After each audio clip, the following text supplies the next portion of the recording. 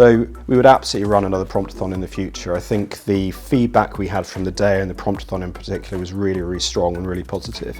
People loved coming together around a business problem, a set of business problems, and then learning and experimenting with new technology.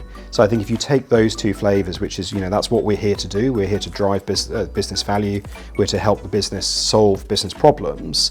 Then I think that's a really powerful starting point. So everyone felt very empowered by that, very enthused that they're getting after a business problem.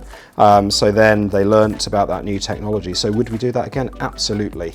Would we do it differently? Yes, we would. We'd probably bring in more business SME expertise, so outside the data teams, and have that real deep expertise of the processes to help us along. But we can't wait to do the next one. We're already planning for the next Data and AI Discovery Week, and the Promptathon absolutely will be part of that.